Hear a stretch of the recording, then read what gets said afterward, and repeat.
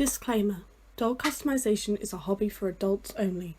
This is due to the materials used, such as sharp blades and toxic aerosols. This causes irreversible changes to personal property. Under no circumstances should anything in this video be recreated by a child. If you're looking for child-friendly content, please go to YouTube Kids.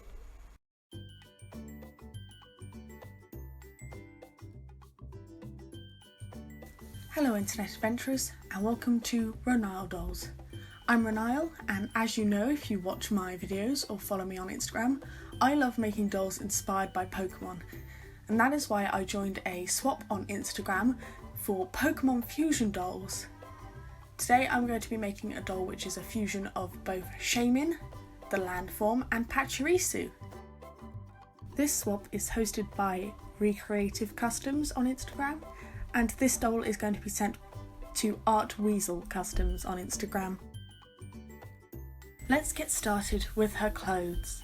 I was using a couple experimental methods for this, so I don't have all of the footage. But here is the basic clothes I'll be making. There's a large sort of circle skirt with some lace trimmings around the edge in a hot pink and forest green colour. I'll then be attaching white little I can't remember the word, but they're like little kicky out things on the side of the skirt.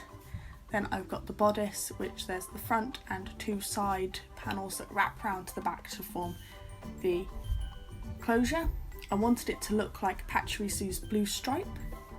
This will then be sewn to the main part of that skirt, and then this little bit will go here if I can make it look right.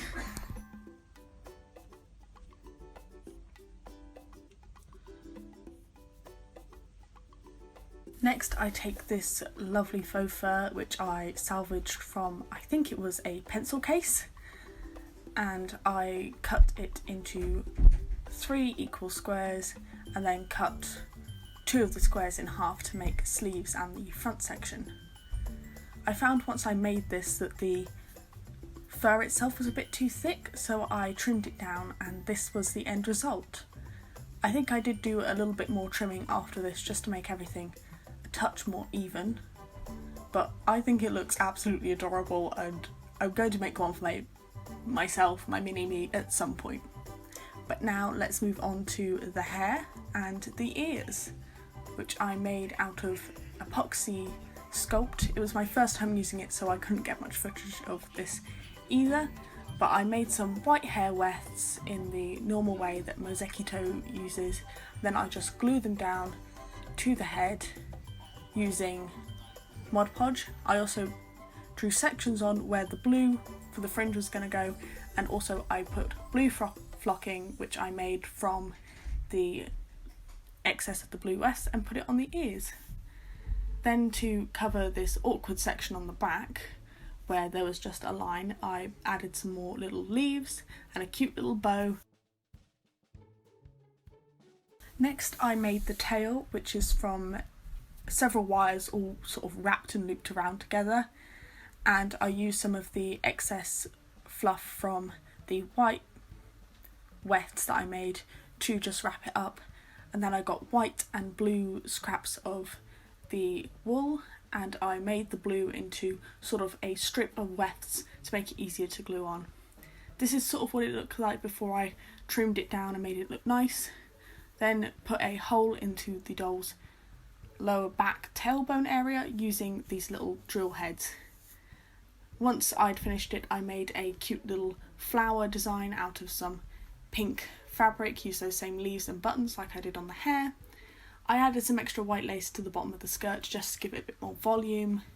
I gave her some pink shoes, which I think were Monster High, that I cleaned up because they had like yellow staining on them. And then I made her a cute little bag just as a little extra with some yellow ribbon as well. But now she needs her head. Now let's do her face up.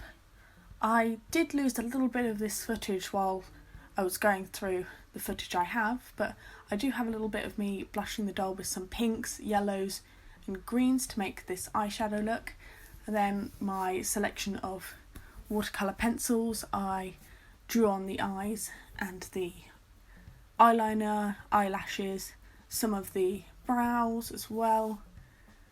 And then I did my usual trick of wetting the top of the pencils with a brush and using that brush to sort of paint on more of the pigment, which you won't see until right at the end.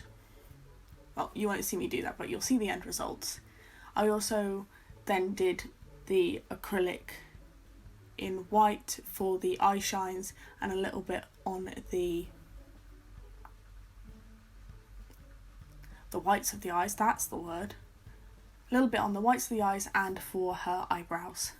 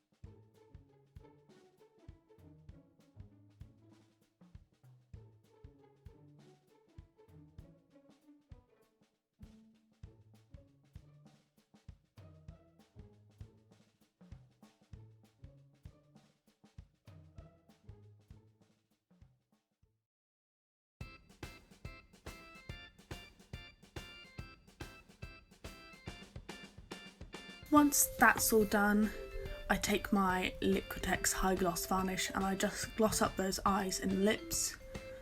After a little while, once she had dried, I touched up her face a little bit with the white acrylic paint again, just to brighten everything up, as something happened with my varnish and it made it look a little bit weird.